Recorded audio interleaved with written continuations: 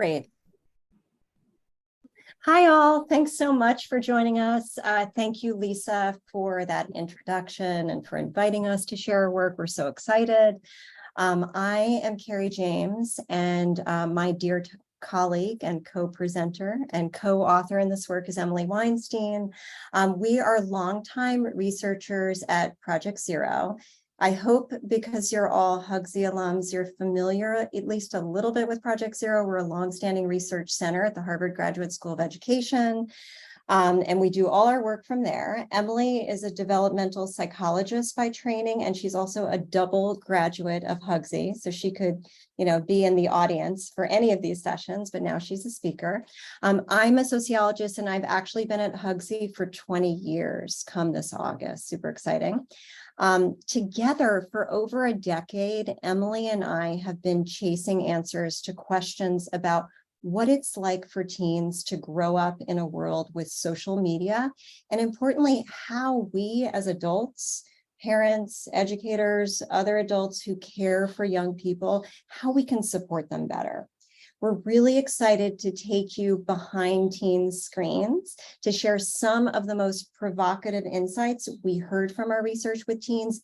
And along the way, we're going to actually give you a glimpse of some brand new resources that we've been building with the aim of helping young people thrive in a really complicated world. So we're going to talk for about half an hour, and then we'll leave the rest of the time for questions. Feel free to put questions in the chat along the way, but we'll also have time for you to come on screen to ask questions audibly for us during that period of time.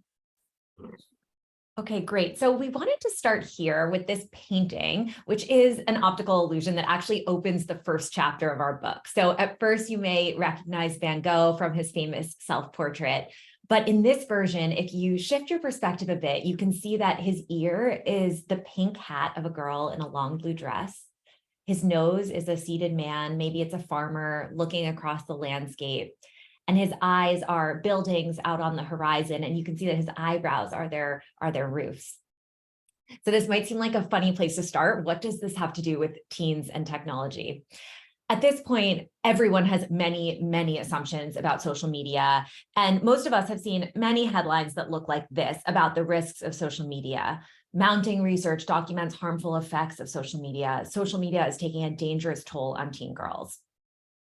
Often, these headlines make it seem like every teen is having the same terrible experience of social media. Yet the reality is so much more complicated. And it's this complication that's really captivated and fascinated us in our research over the last few years. So a bit more like an optical illusion, in that if you shift your perspective a bit, we will change what we see, so to speak, about this topic of teens and screens. As with an optical illusion, there is more than at first meets the eye. And when we see more, we're better positioned to think about how we can really help in meaningful ways. So over the past several years, the dominant feature of Emily and my work has been slowing down and really listening to teens as they talk about growing up with today's tech. And I have to say that slowing down and listening has been transformative. Our assumptions have been checked. They've been challenged left and right. So we've been focused on a core set of questions like, what's it like to grow up in a world of radical 24/7 connectivity? What is hard for adolescents in particular about growing up with social media specifically, and why? Getting some texture around why. And then crucially, this last question, how can we as adults be more helpful to the pain points that young people experience? One thing that's really stood out to us, especially about the first two questions, the what it's like and what's hard questions, is the variation that we hear. And here's what we mean by that. So in June, the US Surgeon General issued an advisory on teen social media and mental health. Some of you might have been well aware of it. Actually, this advisory produced some of those headlines that Emily shared and gave voice to a moment ago. It produced actually a lot of panicky headlines, even though the advisory itself was a little bit more nuanced. Fortunately, there were folks out there, journalists, who were actually collecting some teens' perspectives on this advisory. Specifically, the New York Times podcast Hard Fork had a show where they collected some reactions directly from teens. And it's interesting to kind of slow down and listen to what these teens said. So one teen shared a really net positive perspective. They said, I have a different relationship with social media than a lot of my peers. I have a positive relationship with social media. And then another teen spoke about genuine struggle. It's the endless scrolling that affects the way you see yourself. It was destroying me for real. So I deleted everything, and it's been so freeing. So these two quotes, like having them together on this slide, it's essentially a reflection of what we have seen play out in nearly every study. Teens are not having a monolithic experience of tech and social media. At the same time, we want to be really clear, and it is abundantly clear in the research that there are real pain points for teens about growing up with tech. There's good reason to worry about tech habits, to question impacts on sleep, on body image, and other features of physical and mental health. Research absolutely gives credence to these potentialities. But the research also shows that risks are more pronounced for some teens than others, and so are the benefits. And actually, in that same podcast episode, there's a teen named Mars who says, I'm worried about the blanket anti-social media laws being passed. I'm queer, so social media was a really awesome place to find community and learn more about my identity. When you're online and you're in those spaces, you feel like you can share more about what you're really going through or any struggles that you're having because you're not worried about judgment. Mars's perspective is actually echoed in research with youth from marginalized communities, many of whom cite social media as a crucial source of support or information, especially when they can't find positive examples or mental health resources in their immediate communities. So we wanted to really start by situating this conversation by saying that the details of teens' identities really matter, as do the ways that they use social media and the experiences that they're having. 10 minutes on Instagram, DMing with direct messaging with a cousin who's making you laugh just isn't the same as 10 minutes on even that same platform, Instagram, slipping down a scroll hole where you're looking at pro-anorexia content. So teens are not monolithic, neither are their tech experiences. And with this framing in mind, we want to actually talk about some of the pain points that we've heard repeatedly from teens as we did the research from our book. So some things that come up again and again, but with this backdrop and recognition that these pain points are relevant to different degrees for different young people, and that the details of young people's experiences really matter and they're not the same. So over the last few years, Carrie and I had this opportunity to work on an incredible research project, and we got to ask more than 3,500 middle and high schoolers from across the US, what worries you most about today's digital world? What worries you most about today's digital world? We had thousands of responses, and really in this case, just from the mouths of babes. And we actually got help from teens to analyze this data. We recruited a teen advisory council of 22 teens who came from different communities and contexts and identities from across the US. And this partnership with teens analyzing our data with teens who are from different identities and backgrounds, this was crucial not only because of our ages, because Carrie and I are not ourselves teens growing up with social media, but also given our awareness of our own identities. In our case, we're both white women, we work at an elite university, and we recognize that our identities inherently shape what we might see or miss in the data as a result. And we were really interested in understanding what we might be missing. And actually, again and again, we kept looking at the data alongside our teen advisors and asking the question, what are adults missing about tech that you most need us to understand? So our book, Behind Their Screens, distills what we learned about topics like friendship drama and conflict, civic activism pressures, sexting, digital footprints, and tech habits. And for today, we thought we'd share just a few insights with you and how they specifically inspired new resources that our team is releasing. They'll be available for free to educators everywhere in the coming months. Okay, thanks, Em. So one of the first issues we heard about from teens was around the pull of the screen. And it's interesting, teens' worries actually sound a lot like adults' concerns. So one 13-year-old told us, I feel like I'm too interested in my phone instead of what's happening around me. I wish that I didn't use my phone so much.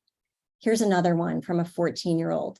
It's just scary to think I only get one childhood and I could accidentally slip into a habit where I just waste it away on some pointless game. And it's not that these two quotes are just outliers. We have collected insights, as Emily said, from thousands of teens in different contexts, and we've consistently found that when the conditions are right, specifically when teens aren't worried we're just going to take away their phones or impose new rules, impose new judgments, young people can readily be honest and name specific worries that they have about their tech habits.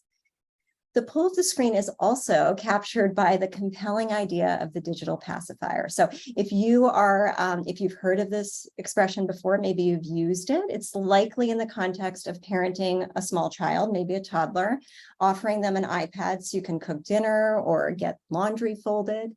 And there are times when that can be enormously helpful. But interestingly, teens use the terminology of the digital pacifier too.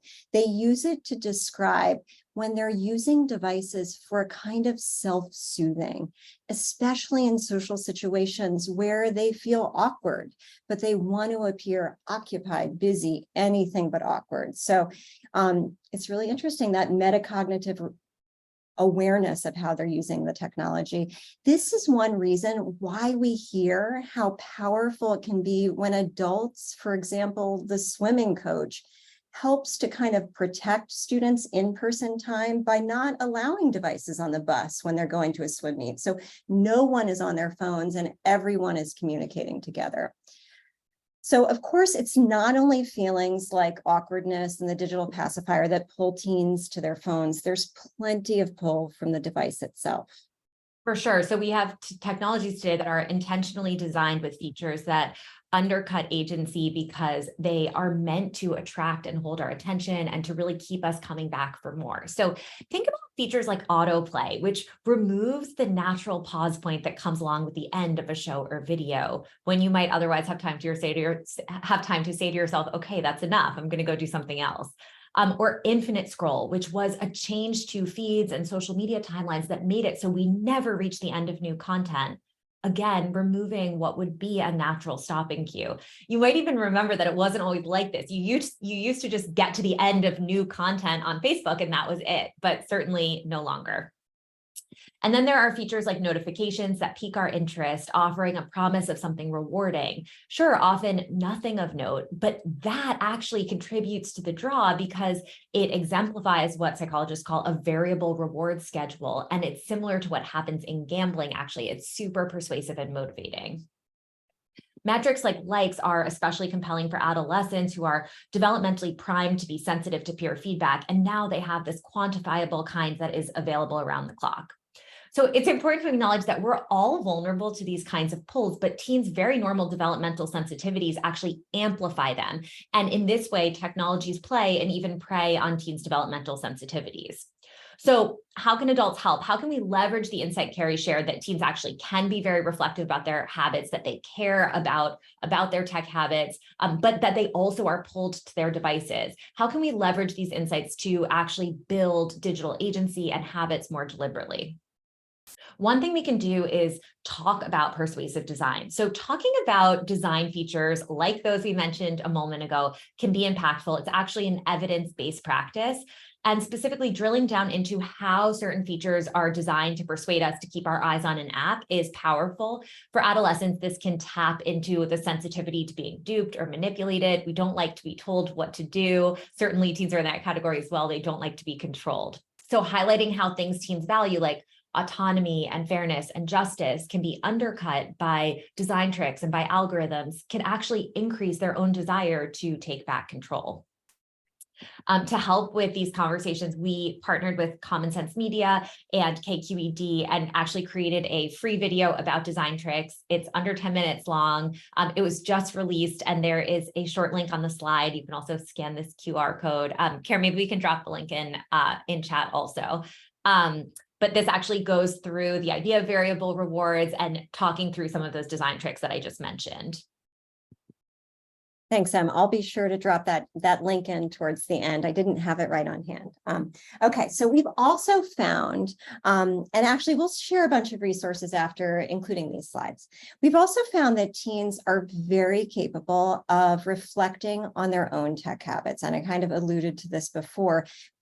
specifically when we invite them to do so. So again, with our colleagues at Common Sense Education, we've created another tool that's designed to help scaffold and facilitate this kind of reflection. And we designed it as an interview guide that really invites students to use a peer-to-peer conversation as an opportunity to first reflect on the tech habits that are working really well for them, that are serving them, before turning to taking stock of things that aren't going so well, or that are feeling like they're undercutting goals that they have for themselves or their general well-being.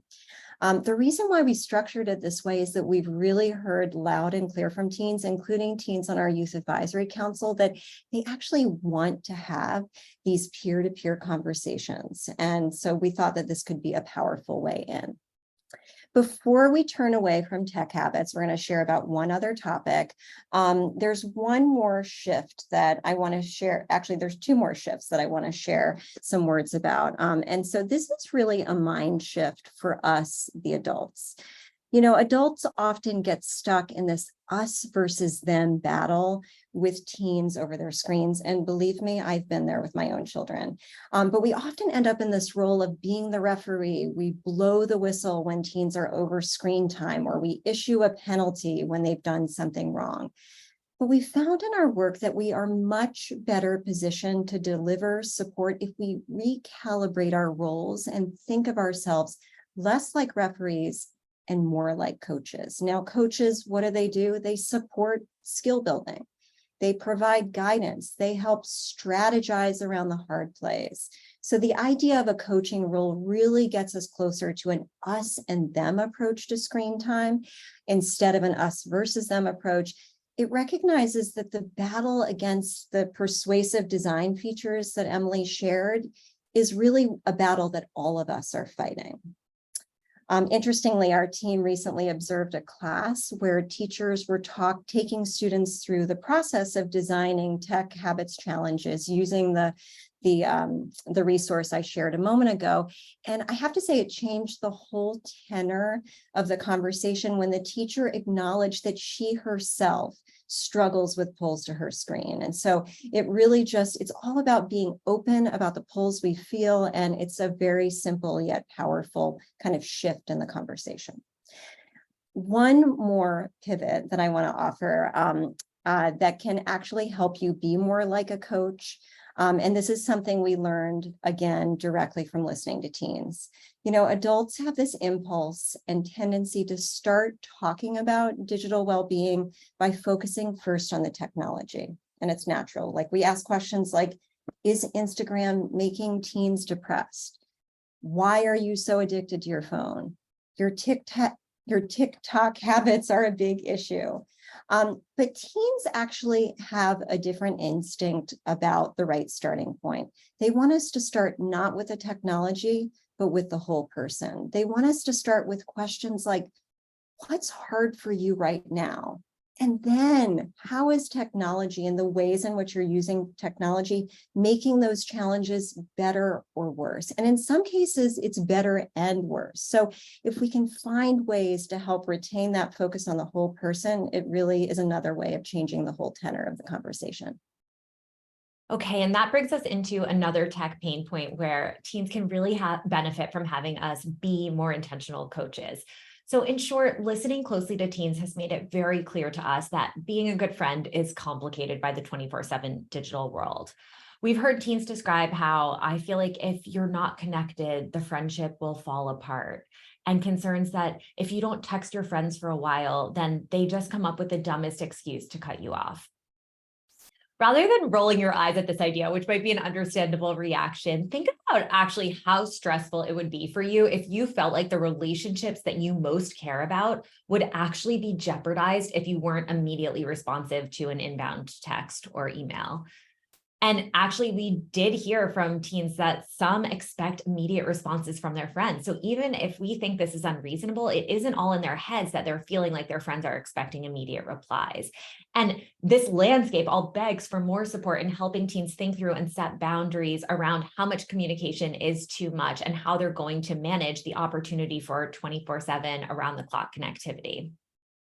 We also heard concerns like, I don't want to hurt anybody's feelings if I can't stay in touch with them. And my biggest worry is that I don't have enough contact with friends who are struggling because I don't want my friends to do something bad just because I didn't respond in time to stop them from harming themselves or worse. This last quote actually speaks to an issue that we think is hugely important. The adolescent mental health crisis is high on many of our minds. And a hidden toll is actually being there for friends who are struggling. We have more adolescents now struggling with anxiety and depression, but that also means that even those adolescents who aren't personally struggling are more likely than ever to have friends who are. And those friends may be reaching out for help through texts or crying out for help on social media. And for their friends, this is a big burden on young shoulders. Which is to say that for some teens, it's another part of the pull to the screen too, and it's about much more than just design tricks. Even when friends are not in crisis, things like just commenting on a friend's new Instagram post can create pressures and puzzles. And that's something that we hear too. So 17-year-old Michelle told us that she wants to be authentic on Instagram, but also doesn't want to let her friends down. And she was telling us this story. One day she tapped the button to like her friend's picture. Her friend had just posted on Instagram, but she couldn't think of anything to comment. And you might be thinking like, who cares? No big deal. But Michelle tells us almost immediately, like literally 30 seconds after she liked the picture, she saw a notification that her friend was typing a message to her. And her friend said, "You didn't comment." So Michelle was like, "I'm thinking of a good one." And her friend replied, "Okay, but can you do it soon?" Michelle told us, and then I have to comment like 3 times. And I get really nervous about it too, because I have to think of something quick and it has to be really good. And Michelle's story captures friendship dilemmas that we heard on repeat that are at their heart about authenticity, because when so much of posting is an expectation and over the top and immediate compliments become the norm, being authentic can feel nearly impossible. And knowing what's authentic can be like reading tea leaves. Teens also tell us about a felt need to respond ASAP to inbound texts and snaps and other direct messages. The dynamics around being left on read, so essentially being left hanging, knowing your message has been seen and read, but you haven't responded yet, this can trigger feelings of vulnerability and even mind reading, where teens start thinking they opened my message, they left me on read, they must be mad at me. This kind of thinking is actually a prime example of a thinking trap, or what's often in psychology called a cognitive distortion. If you're familiar with CBT, cognitive behavioral therapy, you might have heard about cognitive distortions. And a core tenet is that our thoughts about a situation can influence the ways we feel and act. And thinking traps are unhelpful automatic thought patterns that often make us feel worse, even when the situation doesn't really justify it. As we've listened to young people talk about social media, one major realization we had is that social media is especially ripe for pulling teens, really all of us, into the kinds of thinking traps like mind reading that can make them feel anxious or insecure. So the friendship dynamics that we were just talking about, those are a key example. And you can probably relate if you've ever sent an email and then started spiraling or stressing, like, why is this person taking so long to reply? Did I say the wrong thing? Are they mad at me? Thinking traps come up in this context. They also come up around things like social comparison. And this is another big pain point that we heard in our research with teens. Thoughts like these. On social media, it seems like everyone seems like they are far better and far ahead than me, which is stressful and makes me feel behind, unwanted, and stupid. We know from research that comparison is really important. So teens who spend more time looking at social media and comparing themselves in these ways are actually at a greater risk of having a relationship between their screen time and outcomes that we don't want to see, like depressive symptoms and negative mood impacts. And although this can be an issue for all genders, girls tend to be at greater risk, which comes through loud and clear in quotes like this example from a 16-year-old girl.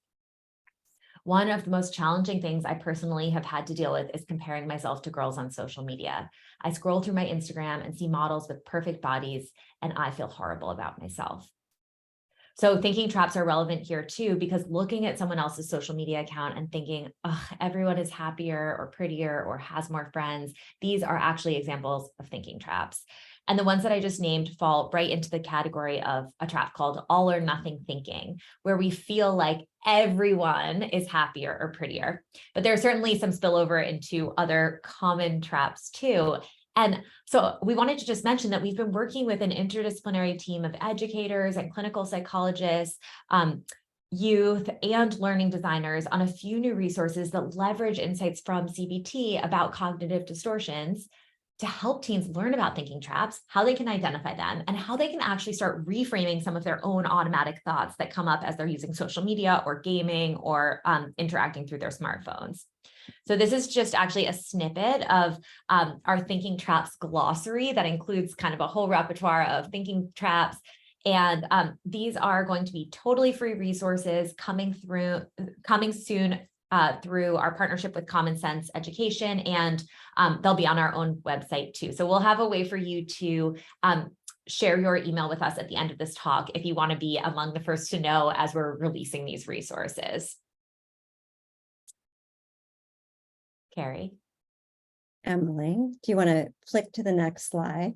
Oh, yeah. I wanted you to flick back to show the Common Sense version of the Thinking Traps resource.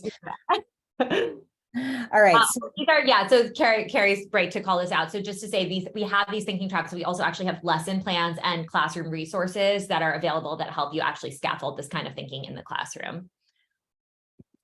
Awesome. So these resources are the beginning of what we are building out at our new Center for Digital Thriving, which will exist within Project Zero at Harvard. And we're really excited about it. As you can probably tell, it really is a way for us to build on so much of what we've learned from teens to create things that are really relevant for what they're worried about and what's hard about growing up in a connected world. And we continue to work alongside teens as we do this work. So one thing I want to say about our stance at the Center for Digital Thriving is that it's something we call critically optimistic. Like, we are critical consumers of research, we're conductors of research, we're very careful to take a critical lens on technology. But our guiding belief in creating resources like these is that youth and all of us, if they use them well, can actually come to a place where they thrive. We also know that we need to answer the question of, what do youth need to thrive?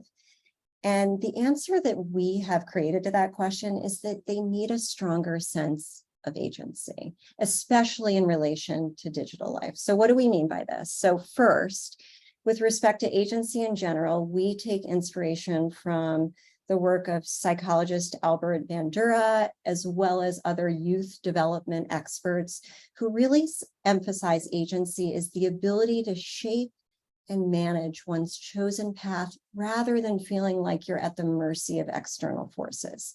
And this is really important, the agency and the way we're thinking about it here, because when we listen to teens, we hear a through line theme about a struggle for agency and control that they feel like is amplified. It's not created by technology, but it's amplified by technology.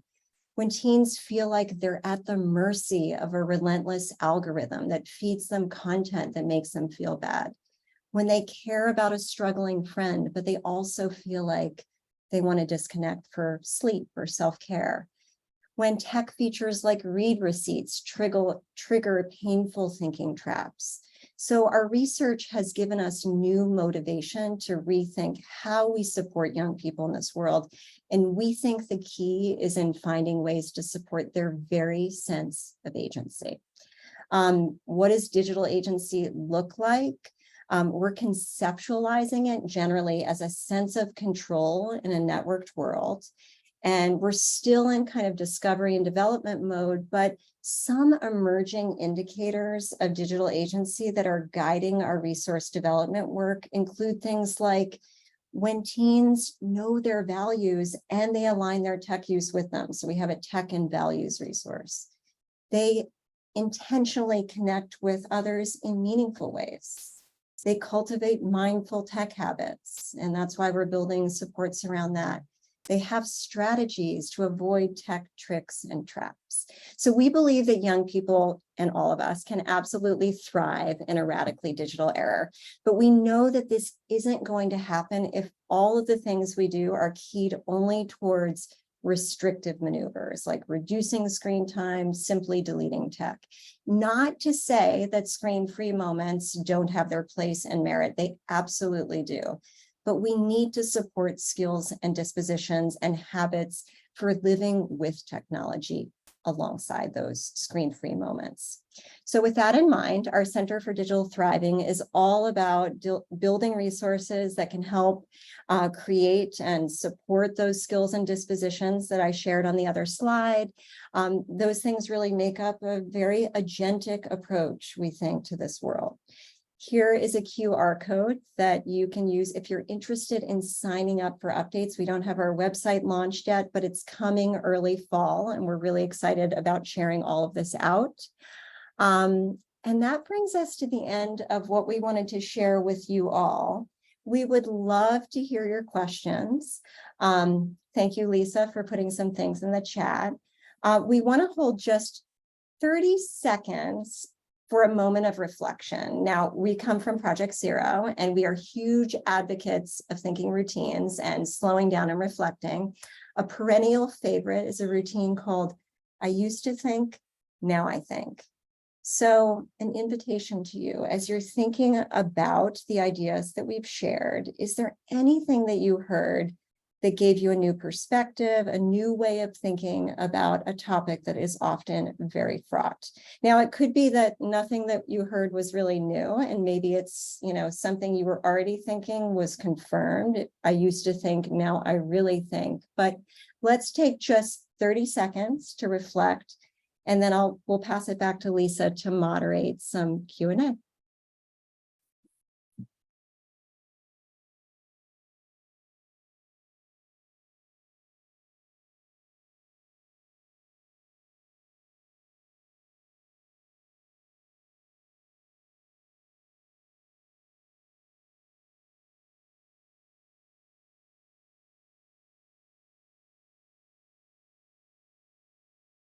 Not sure if Lisa's still with us. She might be having some technical difficulties. So I will get started. Definitely feel free to put some questions in the chat. Looks like we have a hand raised from Carol. Carol, if you want to unmute and ask your question. I know we also have some pre-submitted questions as well. So take it away, Carol. I'm actually Rachel Weinstein, but I'm Carol's daughter. So I have a 16-year-old daughter, and my main question is just, I have felt like she's on her phone a ton, but doesn't seem to be concerned at all about likes. She's very, cautious about like blocking anyone who seems inappropriate. She'll come right to me and say, I got this message and I didn't like it. She watches a lot about like gender stuff and animals and art. So I feel, so my main question is, what about time length? Because I talked with her therapist at one point, and her therapist said, she's really active in theater. She does ceramics. She sees friends. She's on the ultimate team. Like the therapist said, if she's doing all these real life things and it doesn't seem to be affecting her mood, then don't worry about it. And that just left a question in my mind, like, is that true? Or should I say like, well, in terms of stress or brain development, just being in front of a screen for X number of hours has negative repercussions? Or should I just like thank my lucky stars that things are going well and just let it be, because it would probably be a conflict? Does that make sense? Yeah. I'll jump in first, and then Emily, I know you'll have something to say. So, well, first of all, like I think thanking your lucky stars is a good thing to do, because what I love in hearing your narrative is about like how her connections are so meaningful, and she has this really critical lens that she applies as she's using media. Now, certainly we can still also worry about time on screens. One thing that Emily and I often think about is whether that time on screens is interfering with essentials, things like sleep or other kinds of important physical activities, getting out and having exercise, doing art. It sounds like it isn't, but sort of keeping an eye on that in general feels like a really important rule of thumb. Emily, what would you add? Yeah, I mean, Carrie and I, we have talked about this a lot. The displacement, the idea that what it's displacing is really important. Like, what is it interfering with? If the answer is none of the essentials, then that's really important data that can help us kind of do a little bit of an exhale. And you might have even started doing that kind of thinking when you had a younger child and you were thinking about TV, like how much TV time is okay. And you're already probably in the habit in that case of recognizing things like content really matters. And you named that in your reaction. So you're like, she seems to be interacting with content online that is safe, that is engaging, that's supporting her interests, that's supporting her overall well-being. So continuing to pay attention to content during the interactions, to emotional reactions after, and to what is lost or displaced as a result of time spent on screens. And I think Carrie and I feel like most of the research suggests that those things are all more important than just the like pure number of minutes teens are spending on phones. Could I add one little thing to that?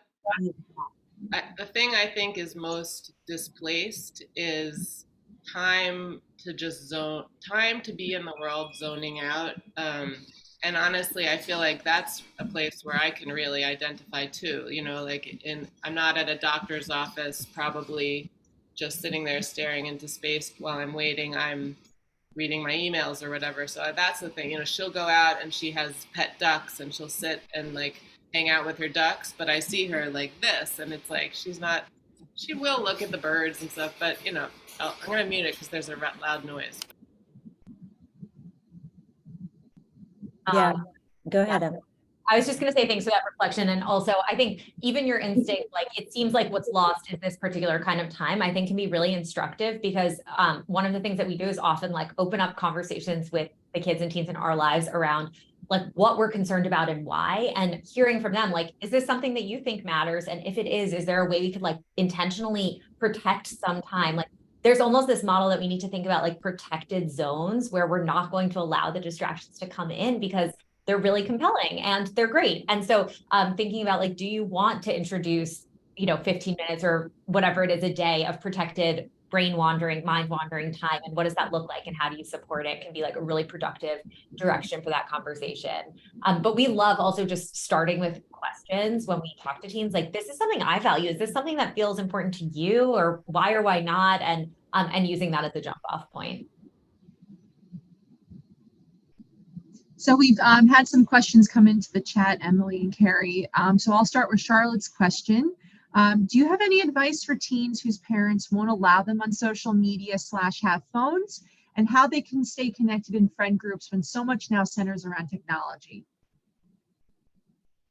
Wow, that is such a good question, and it's super hard. I'm going to struggle with this one. And this is why I always like to be doing work collaboratively. But one of the things, it's interesting, this makes me think about the Wait Until 8th movement, which if folks haven't heard about it, it's this movement where a community decides, ideally the whole community decides, that everybody will wait until 8th grade before all the kids in a school get a smartphone. And if everybody opts in, it can be really powerful. The problem is when there's partial opting in, and there's, there are one or two families where kids don't have that kind of access to social media, and importantly, the ways in which even just text messaging becomes the site for creating social plans. So, yeah, this is a tricky one. I mean, Emily, yeah, I'm tossing it back to you. I think that you're struggling with it in part because we often get the question not from the teen perspective, but from the parent perspective. And one of the things that we often do is really push parents to think, first of all, we really encourage people to think about like the decision to have a first phone and the decision to have social media seem to be conflated in a lot of adults' minds, but they don't have to be. And there are now a lot of different kinds of phones that, for example, don't allow access to certain apps and social media that can be an interim step so that teens can do some of this like logistical coordination with friends and with parents without suddenly having access to every social media site. But we came away from our research, I think, with the real appreciation for the fact that teens are not making this up. Like a lot of social life is happening with and through technologies, and trying to help adults understand and have empathy for how hard that can be, and then make decisions and help, for our kids with that in mind.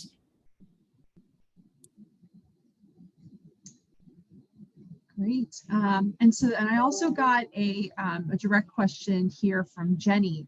Do you have resources for parents on how to exactly start giving our kids agency? Should we show them the video and start there? And then Jenny went on to say, I don't think they will take the survey seriously with parents, unfortunately, at least to start with. So a lot of I know we've highlighted, many of the very specific resources we built for classrooms in our collaboration with Common Sense Education. However, they're, in the works, or part of our big plan for the center is to also build parent-facing versions of these things. They'll look a little bit different. There won't be a full-fledged educator guide, but we actually think that the same kinds of questions that are embedded in those classroom resources can be transferred to conversations at home. So that tech habits peer-to-peer thing, that can be like a parent and child conversation, one where there's that kind of mutual reflection on tech habits that are really working well. And then a mutual reflection on things that, each of you want to change. And I think that putting the child in the driver's seat, getting to decide the habit they want to work on, is really important. So to say, there are lots of things parents can do at home. There are elements in the resources that we're building, and our intention and our plan is to create parent-facing versions of things that will be much easier to pick up to help guide conversations at home. Yeah, and I would just add, I'll just add on to that I think we have found that starting that pivot that Carrie named earlier of like starting with what's hard for you and then asking like, how is tech making those things better or worse? If you have a relationship with a child that like they're willing to have that conversation, that can be a really good one. We've also found that starting, adults often enter conversations about technology with a focus on the bad stuff. And one really simple change we started making in our own conversations with teens when we were doing interviews was starting with the question, like, what do you love about technology? What's great about growing up with technology, and creating space for hearing the positives? Because I think teens often have this sense that adults just assume it's all bad. And our MO in every conversation is to say see, told you this is bad for you, and then to take it away. And so being willing to listen to the positives and then to ask the questions about what's hard about growing up with technology, what worries you, that can actually be not only a powerful conversation opener, but an agency building kind of path forward. One resource we're working on right now is actually a value sort, where we ask teens about the values that they care about, and then we invite them to think about ways that those values are supported or compromised by technology. So if you care about justice, how do you find that social media is making it easier or harder for us to promote and support justice in our lives and in our world? And you can substitute almost any value into that sentence and that conversation. That can be really helpful too. Awesome. Yeah. And so we got some questions in our alumni community event. And so I just wanted to ask one of those from Charlene. Parental controls are often a joke, either from the limitations of the software or the fact that many teens are smart enough to find ways to work around them. What are some best practices to reduce online temptations and images that can't be unseen? Yeah. This is such a good question, and a really important one, and the answer to which the answer that we have to this question might make you squirm a little bit in your adult role. The reality is that tweens, teens, even younger children are going to come across content online that we don't want them to see, that can't be unseen. In many cases, tweens and teens tell us that they accidentally stumble across things like online pornography. It's actually incredibly easy to do so, and they feel unsettled by it. And there's also violent content too. This is why we double down on the importance of supporting kind of those media literacy skills, as well as dispositions for navigating the things that young people see. To say a little bit more about online pornography, our collaborators at Common Sense Media, in addition to building resources with us, they also do their own research. And back in January, February, they issued a report on access to online pornography, and the details, the findings from the report are not going to be surprising, but they were pretty unsettling. Nearly 3/4 of US teens have seen online pornography by age 17. The average age of first exposure is 12. More than half, this is really important, more than half of teen respondents in this survey reported exposure to violent pornography. And they also found that only 1 in 3 said they observed active or explicit consent in what they observed. And so this is a really, again, unsettling picture, even if it doesn't totally surprise us, and it creates a sense of urgency. And this is the squirmy part about having conversations with teens about explicit content, including online pornography. Fortunately, Common Sense has created a really fabulous resource called Talking with Tweens and Teens about online pornography, with tips and actual scripts to open up the conversation. And Emily just put the resource in the chat. Thank you. And so Minar has asked a question in the chat saying, thank you so much for the insightful session. I was wondering if you have a chapter or some resources on how to develop the skills needed for children to gain digital agency. This might be something that you touched on in the book, but maybe I still didn't get to that part. I wonder about the switch from the referee to coach. What are some of the specific skills and how to best help teens, preteens as well acquire them? Okay, so we love this question. This is sort of where the book ends and the work of this new center begins, because the last chapter of the book is about the importance of agency and understanding how it's undercut. And the work that we are doing now in collaboration with our close colleagues, Amber Camila and Beck Tent, and our colleagues at Common Sense, really starting the Center for Digital Thriving, is all about creating resources that will support digital agency and helping people actually have concrete tools to do this kind of coaching practice. So concretely, that shift of like talking about values and then using that as an entry point for thinking about tech habits. Like, that's a resource. We have a value sort that we've been building and some conversation starters for that. We also have other resources that actually walk you through like designing a personal challenge to change a tech habit, that teens identify their own habits that they want to change and then have some scaffolding to design a personal challenge. The thinking traps, learning about those can be really agency building. Same goes for the design tricks. So all of the actual resources that we're building now, which will be available through our center and many of them through Common Sense also, all for free, are toward this aim of actually helping you take on that coaching role. Amazing. So there's much more to come, which is very exciting, it sounds like. And so I also wanted to ask another question that came into the alumni community. So around your view on monitoring software on school issued screens. So specifically, Frederick asked, monitoring algorithms such as Gaggle are not always well designed. Instances in our area have very bad results from interventions resulting from software alerts leading to police or the EMT showing up at the home. Also, many alerts turn out to be messages from adults who are using the students' screens. Yet student safety is not a bad goal. Your thoughts?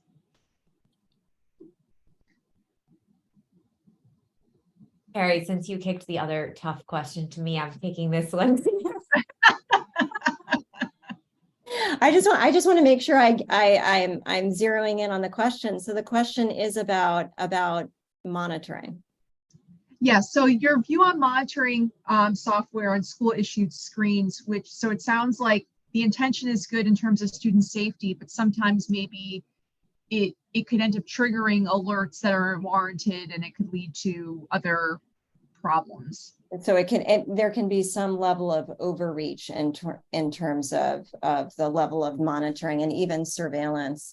Yeah, that is a difficult one. And on school issued devices in particular, there is this sense of, the student is taking the device home. There is the degree to which they're being trusted with something, and how that becomes a space for the school to potentially survey what they're doing. So, in general, if I think about the perspective, let me start with my perspective as a parent, and then maybe we can make we can transfer to the school context. Our perspective on monitoring is really key to the individual kid. And it's a lot easier for a parent than it is for an educator looking at a classroom of 30 kids. But let me start with the parental perspective. If you have more than one kid, kids are really different from one another. You know that they have different strengths and vulnerabilities. And so it's true of my children. My younger child is much more vulnerable to a variety of things, like comparing herself to others, being sensitive to comments, than my older child. That has meant that my digital parenting of those kids has been really key to those strengths and vulnerabilities. And that includes the degree to which I monitor the ways in which they use their devices. There's also age. Age is a really kind of, general rule of thumb. Like Emily and I are big fans of gradual release as teens get older. So back to the educator hat, if we think about middle school, maybe a bit more monitoring, but as teens get older, they earn the right to greater privacy. That also dovetails with those strengths and vulnerabilities and being alert to the kinds of things they might be able to handle. So it's a little bit more of a fine-grained response in terms of thinking about the individual kids and the degree to which monitoring is supportive of the things that they need to get out of their devices. Emily, what would you add to that? Yeah, so thinking about the role of schools in particular, I have a wonder in hearing this question about the difference between when we're using software that is blocking versus monitoring. So the blocking software that prevents kids from being able to access, we know that there's a lot of content. Carrie just named some of these stats. So we know there's a lot of troubling content on the internet that we don't want kids to have access to, and especially not through school provided devices for a variety of reasons. And thinking about the distinction between blocking something versus like actually monitoring every search makes me think of this idea that Lisa Damour has shared around parents reading all their kids' text messages, and how that can be kind of like a full body CAT scan, where it's like you're bound to see something that you don't want to see if you're doing that level of like vigilant kind of monitoring. And of course, like what's appropriate for a younger child in terms of text message monitoring is very different than what's appropriate for an older teen. But I do think we all have this kind of question coming up for us, which is like, how much information is going to help us and serve our goals of keeping kids on track versus leading us down a path where we have more information and, essentially like false positives or overzealous reactions to things that are actually putting our kids in greater harm because police are showing up at their house, for example. Let me just add one more thing. The other challenge that comes along with monitoring that doesn't mean that it shouldn't happen is the interpretive challenge. The ways in which young people are communicating on social media and through games and other things often are not so transparent to adults, sort of the meaning of their communication. So there is this gap between what with adult eyes we see and what the intentions and the impacts are among young people when they're in a comment thread or an exchange or get into an argument. And so that kind of brings us back to the importance of like slowing down our adult reactions to things, trying to deeply understand any kind of situation that's bubbled up that looks like it's trouble, and using some non-judgmental curiosity. Emily and I talk at the end of our book about a couple of different conversation keys for talking with teens about tech. A big one is asking over assuming. So that's that non-judgmental curiosity. What is it that's going on in this exchange that looks unsettling to my adult eyes? I want to hear about it from your perspective. And then when we hear really empathy over eye rolling, trying to remember that teens are mired in all of these developmental sensitivities and needs to be liked, to express themselves, and trying to remember, like, we were once that age too, and we cared about these things. And so slowing down some of those adult reactions and trying to get more information is essential. Fantastic. Well, we're just about at the top of the hour. So this feels like a good place to wrap up. Emily and Carrie, thank you so much. This was absolutely wonderful. Really learned a lot from this session, and congratulations on the center that you're going to be opening. That's so wonderful. So I know that there's been some questions in the chat about the recording and the resources. We are going to be sending out a follow-up email next week to all of our registered participants with a copy of the recording, as well as some of the additional resources that were shared. So please look out for that. And otherwise, I hope everyone has a great rest of your day. Thank you. And Carrie and I will just also say that we're going to be continuing this work in the coming years, and we would love to build the resource you need. So if there is something that we do not have available that you are like, this resource would help level up our community's conversations or my conversations with my kids, please just shoot us an email, and we'd love to help think about how to make that happen. +1 +1 +1,000 to what Emily said. Indeed, stay in touch. Thank you so much. Wonderful. Thank you.